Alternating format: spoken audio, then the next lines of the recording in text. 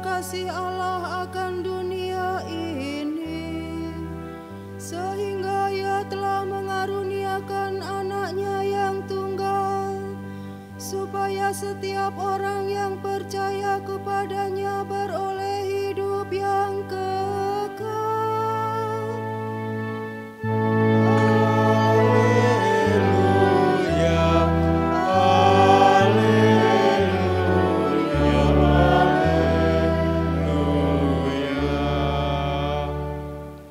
Tuhan bersamamu.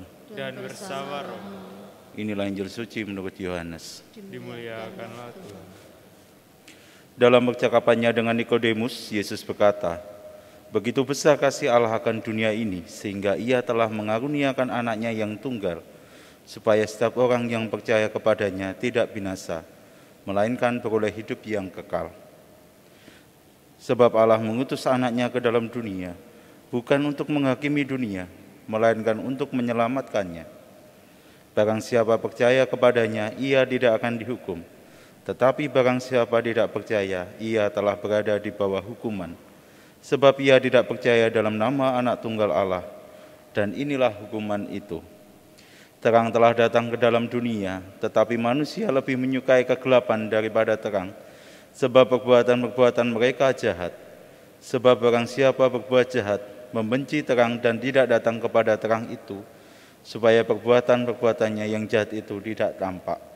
Tetapi barang siapa melakukan yang benar, ia datang kepada terang, supaya menjadi nyata bahwa perbuatan-perbuatannya dilakukan dalam Allah." Demikianlah sabda Tuhan. Terpujilah Kristus.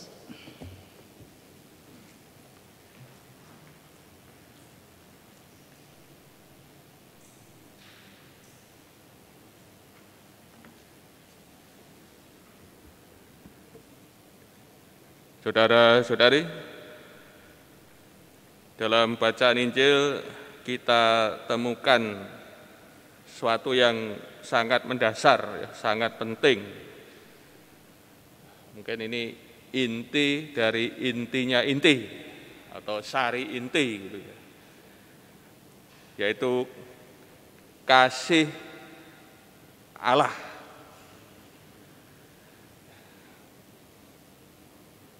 Kasih Allah ini menjadi menjadi inti. Bahkan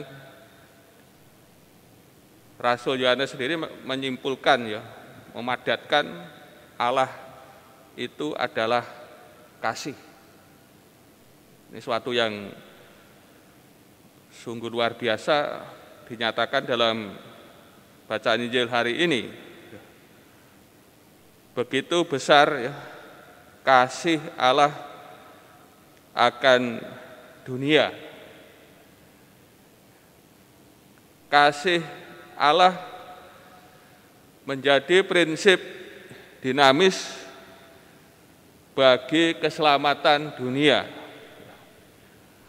Allah kita adalah Allah yang digerakkan oleh kasih yang begitu besar, sehingga mengaruniakan putra tunggalnya datang ke dunia.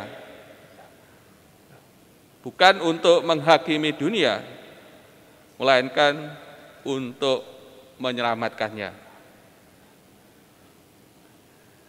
Tentu kalau tidak ada awal, yaitu kasih Allah akan dunia, tentu Bapa juga tidak akan mengutus putranya datang ke dunia untuk menyelamatkan umat manusia.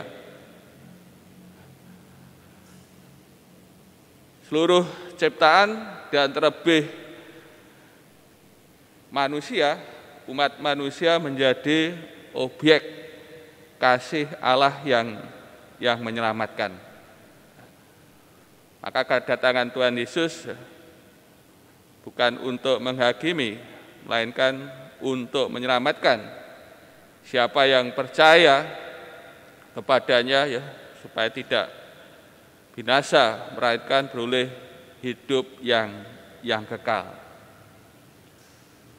Kita mempunyai Allah yang sedemikian besar kasih-Nya, sehingga pada masa Prapaskah ini kita merayakan kasih Allah yang luar biasa tersebut dalam pemberian putranya Yesus Kristus, sampai putranya berkenan wafat di salib, dan itu semua untuk keselamatan dunia, keselamatan seluruh ciptaan yang ada di muka bumi ini.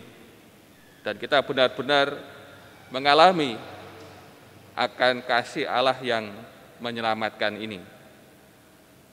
Untuk itu, badan kasih Allah kita digerakkan oleh kasih, maka kita pun hendaknya dalam hidup kita, kasih ini juga menjadi penggerak, ya, menjadi pendorong dalam hidup kita, dalam melakukan aktivitas, melakukan karya, melakukan apa saja. Ini yang harus terjadi dalam hidup kita, ya. Kita yang telah mengalami kasih Allah yang menyelamatkan, hendaknya kita pun dalam hidup ini juga, ya, seluruh hidup kita digerakkan oleh kasih. Ya, tentu apa yang terjadi tentu akan, ya, menggembirakan, mendatangkan berkat, mendatangkan keselamatan juga bagi sesama kita, orang yang ada di sekitar kita. Kiranya sabda Tuhan yang disampaikan, ya, pada sore hari ini, ya, meneguhkan kita dalam hidup ini, bagaimana kita yang telah mengalami kasih Allah, hendaknya kita juga berusaha berjuang dengan sekuat tenaga, juga hidup dalam kasih-Nya.